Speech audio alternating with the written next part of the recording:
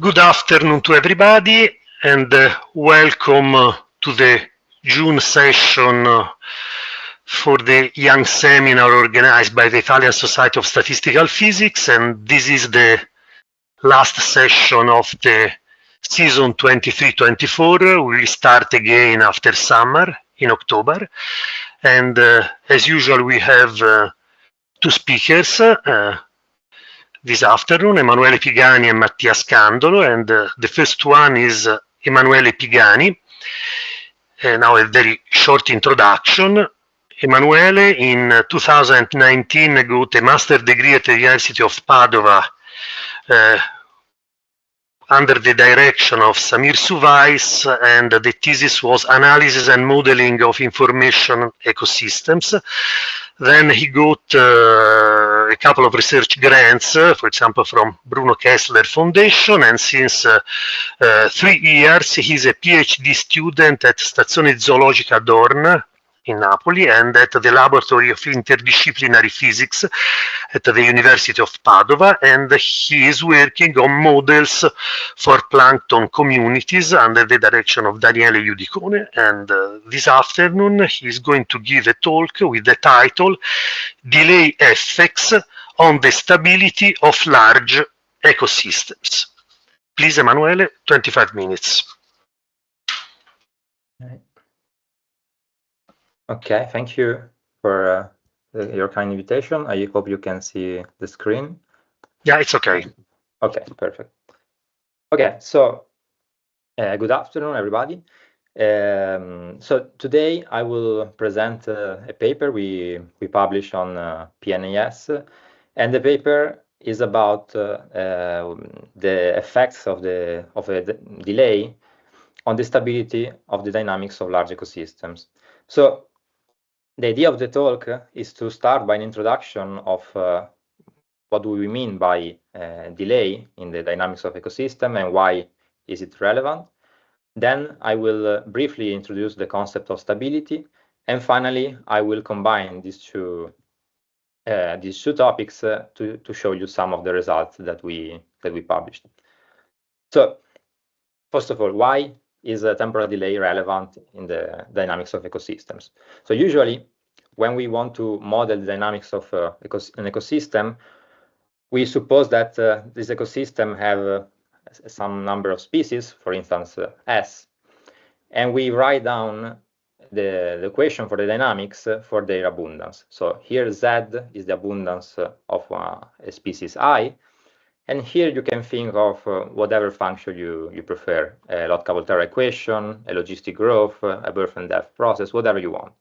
But usually we always consider a dynamics that is instantaneous. So the effects on the species are instantaneous. So why do we need to add this term? So a naive explanation is that in some system there might be some intrinsic temporal delay, in the sense that maybe the dynamics of one species is intrinsically delayed as an intrinsic delay due to the effects of other species. But here I will concentrate more on another possible explanation that for us as physicists I think is more appealing. And the idea is that even if we consider equation in which we have an instantaneous dynamics, if we coarse grain some microscopical degrees of freedom, for instance, we want to coarse grain the spatial degrees of freedom, then we might end up with an equation that it is in this form. And to be more concrete, I will show you a very simple example. So suppose that we have a one-dimensional system in which we consider a discrete system, so in other terms a 1D lattice, in which each cell represents, for instance, a patch or an island. And in each patch, we assume that there is a logistic dynamic. So for those of you who are not familiar, the logistic equation is very simple. So suppose that we start with a population that is, let's say, low. At the beginning, we have an exponential growth that eventually saturates to a steady state, which is just the ratio between the growth rate R and the carrying capacity. So now we assume that in each island that we have just one species, and the individual of this species undergo this equation. And now we also add the possibility for the individuals to jump from one island to its nearest neighbor with rates that are proportional to diffusivity term. Okay, so the equation is this one. So I now is the index that accounts for the space. We have the logistic term that is valid in each site plus a diffusion term. So of course, this system allows for a steady state that is homogeneous, and now we want to study the linearized perturbation around the steady state, and we end up with this equation. So here we have a stabilizing term that it's just due to the logistic term plus the diffusion. So now, as I was mentioning before, we want to coarse grain the space. So we want to neglect the piece of information of the single patch, and we want to consider as a fundamental units these blocks that are just the combination of the two nearest patches. And by doing so, after some math, we end up with an equation that closely resembles the one we started from. But now, as you can see here, the diffusion is evaluated not at time t, but at time t minus tau in the past. And the time tau, the time delay tau, is weighted through an exponential kernel, which have a scale that is the same that we find here. Okay, so the important point here is that even if we start with an equation that hasn't any delay, if we want to coarse grain the space, even after just one step of coarse graining, we have that the delay emerges. And of course, you can also generalize to equation that accounts for multiple species. And so I will say that this phenomenon is quite general. So now I will introduce you to the second key concept, which is the stability. So usually ecologists consider stability as a proxy, let's say, of resilience. So usually the assumption is that if we consider an ecosystem, this ecosystem evolves towards an equilibrium. And stability here means that if we have an invader, so for instance a beetle that comes from outside and let's say perturb the system, a system is stable if after this perturbation its dynamics converges again to the steady state. And the common intuition among ecologists is that the more diverse is a system, so for instance the left one compared to the right one, the more resilient, so the more stable it is. But this intuition, this view was tackled from a seminal paper by C. Robert May in the 70s, Will Large Complex System Be Stable, in which basically he pointed out that under some, let's say, meaningful assumption, the opposite occurred, meaning that if a system is large enough, then we have a transition from a stability to an instability regime. So now I will just very briefly sketch the main ideas because they will be useful for the purpose of the talk. So in this paper, May consider again the dynamics for S different species with abundance Z of I, and the only assumption that he made was that you can consider whatever dynamics you want, but the point is that you have a positive equilibrium for all the species. So under this assumption, you can linearize again the equation. So you end up with an equation for the linearization in which you have the Jacobian. And of course, since we have usually many species, it's quite hard to compute this Jacobian. So the key idea of May was to approximate the Jacobian with a random matrix Aij. And with random matrix here, I mean that I have a constant diagonal that is negative, which stabilizes the system, and I have out diagonal elements that are drawn from a Gaussian normal distribution with zero mean, standard deviation sigma, with probability C, while with probability 1 minus C, the interaction are zero. So here C usually is called the connectivity. So under this assumption, we can decompose, of course, the dynamics through the eigenvalues, and of course, the system is stable only if all the eigenvalues lambda have a negative real part. But the interesting point is that the eigenspectrum from random matrix is very well known. It follows the so-called circle law. And so basically, all the eigenvalues are contained within this circle, which is centered at minus dA, and it has a radius. This is usually called the complexity radius, which is proportional to the square root of the number of species, times the connectivity and times the standard deviation of the distribution. So even from this very simple plot, you can imagine what happens if I start to increase the number of species. And of course, if the number of species is large enough, I have this transition from a stable to an unstable regime. Okay. So, and this was the main result of May, which of course is against the empirical observation and what the ecologists believe. So now we want to consider the same kind of system, but now considering dynamics that has also a delayed term. And now for the sake of simplicity, we start by considering a single discrete delay. So the dynamic is this one, a generic function. So of course, the linearization now has also a new term in which we have the delayed interaction. And since we want to study what is the effect of this delayed term, we assume that all the interactions are contained in the matrix Bij, so in the delayed matrix. In particular, now A is a diagonal matrix, which helps the system to stabilize, while all the assumptions that I mentioned before for the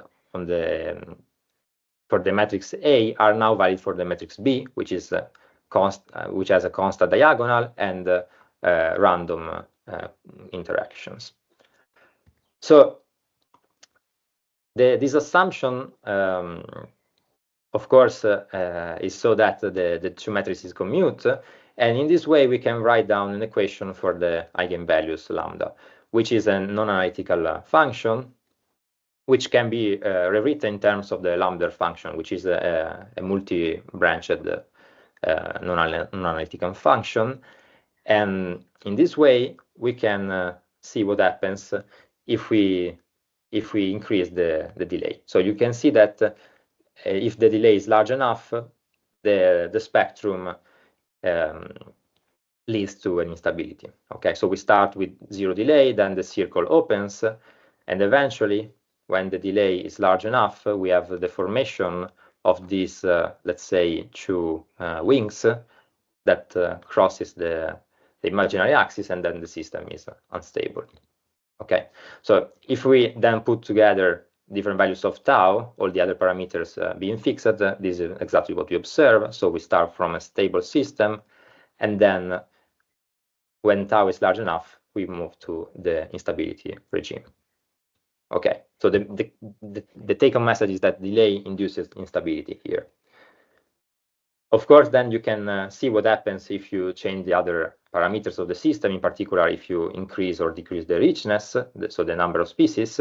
And as you can see here, there is a regime in which the system is already unstable, as May predicted, when there is no delay and the system is always unstable. There is another regime in which the system is always stable, and then there is this intermediate regime in which we have this transition. And we were able to analytically compute the border of the eigenspectrum, and in this way we can also understand if and at what critical delay the system becomes unstable.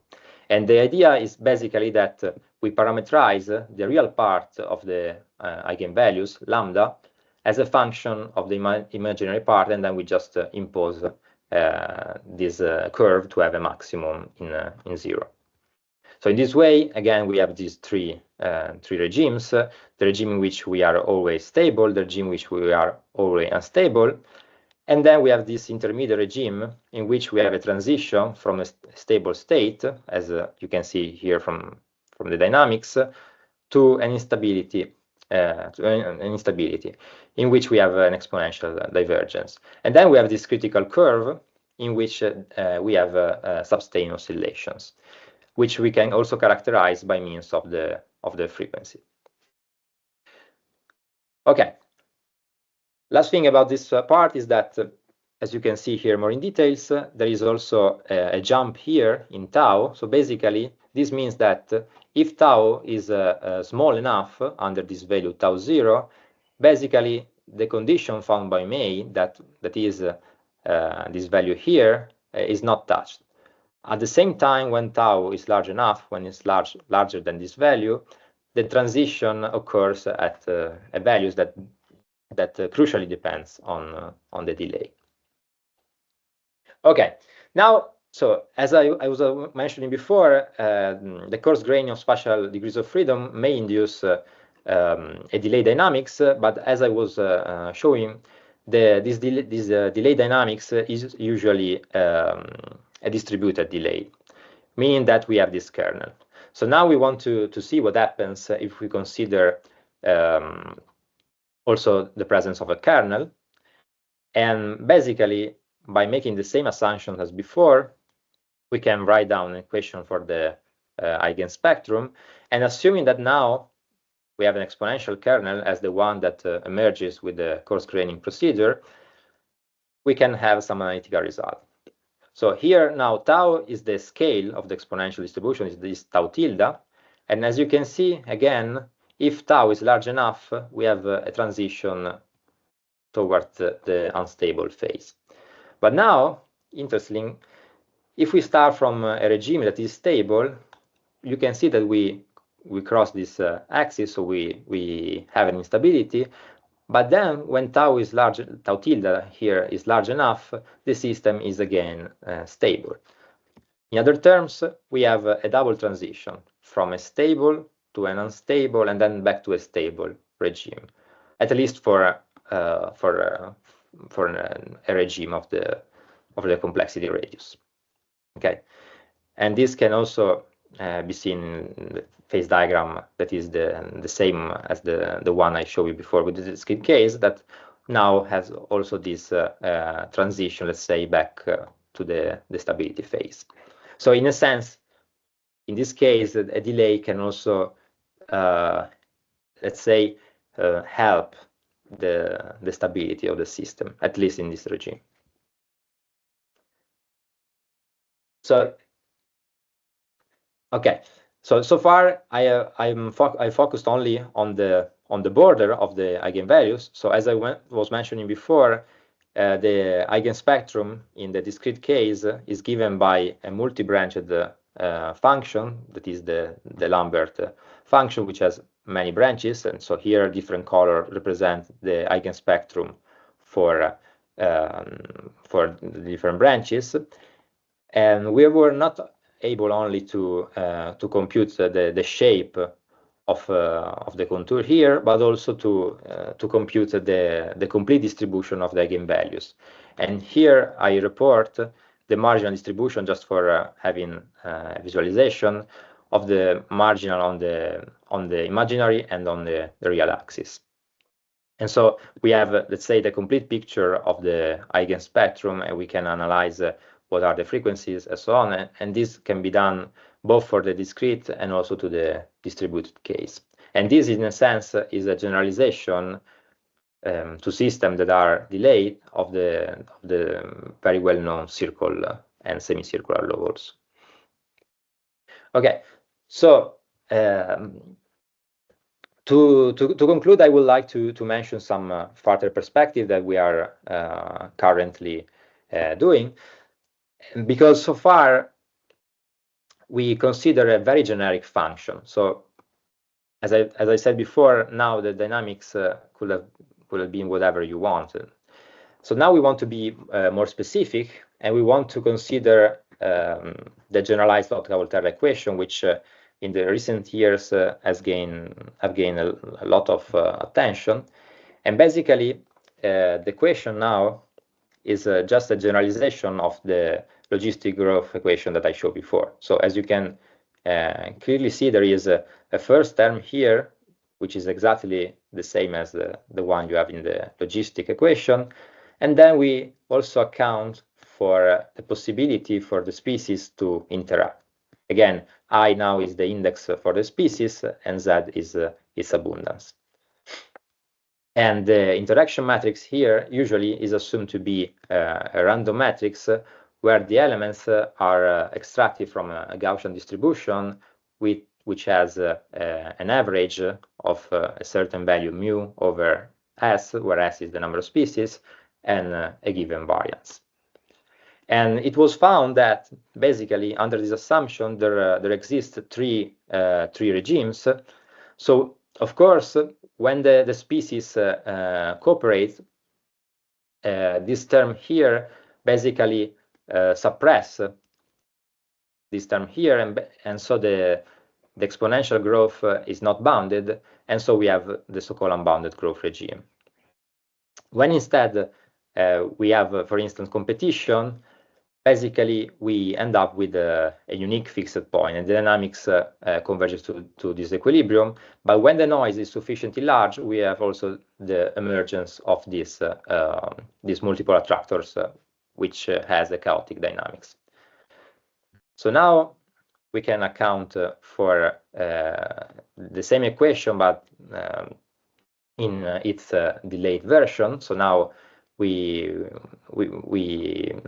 make the assumption that the population has an effect that is delayed in the interactions. And it's interesting because just by adding this term here, we have a new phase, that is the sustained oscillation phase. And this phase basically accounts for an oscillatory regime for the species. And this phase, at least, so it's basically depends on the value of tau, and if we increase the value of the delay, this regime is larger and larger. Okay, so we can also determine that let's say that there is this critical regime in which depending on tau, we have different curves that separate the unique fixed point with the sustained oscillation. And this is, let's say, a new phase that was not observed in the usual generalized Lotka-Volterra. So, and I think that with this, I will conclude my presentation. And let me just thanks my supervisor, Samir Suez, Sandro Azzeri, and Amos Maritan, especially for this work, but also Daniele Giudicone, and also all the other collaborators for this work and all the other I'm working in. Thank you. Thank you. Thank you very much. Yeah, of course, Emanuele. if you have a question, yes. Yes, so are there questions or comments?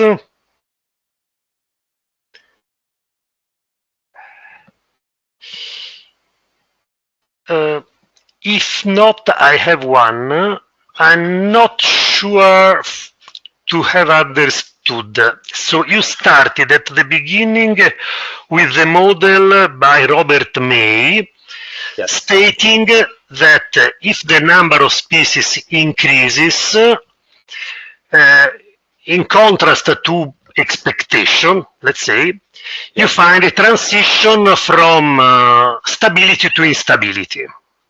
Exactly. Now, if you add a delay, a fixed delay, you find instability. I have not understood if this instability is accelerated or it is there is sort of slowing down, because from a graph of it seems to say that it was accelerated in some sense.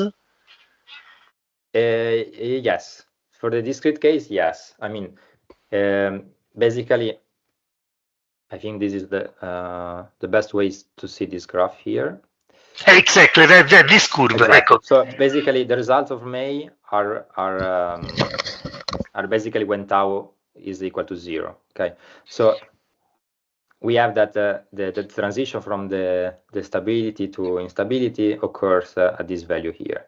So when we add the delay, basically nothing changed until we reach a certain value.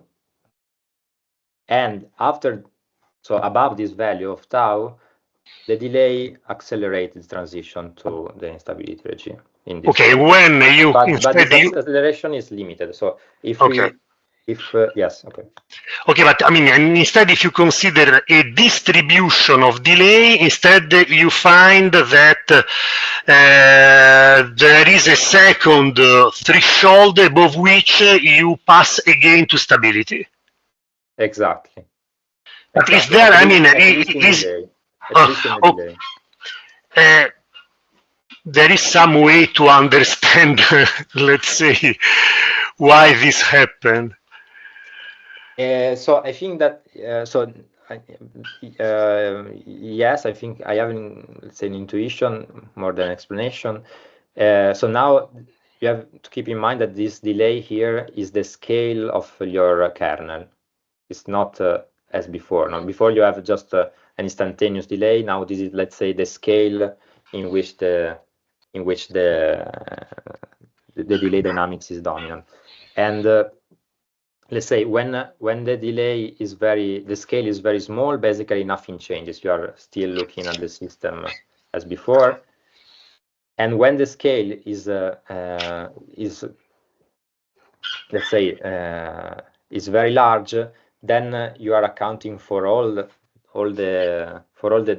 previous time steps, and basically this I think homogenizes the system.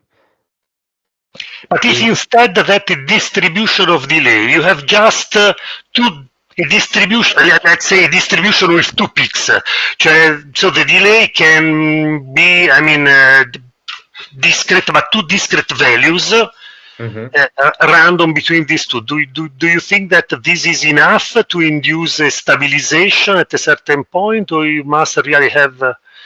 No. If you have, I mean, you can have how many interaction matrices as you want. So analytically, if the matrices commute, basically the effect is let's say additive. So I will not. Yeah, so I will say that adding more and more delays does not change the structure. Okay. So if there are no questions, okay. Thank you, Emanuele. Thank you.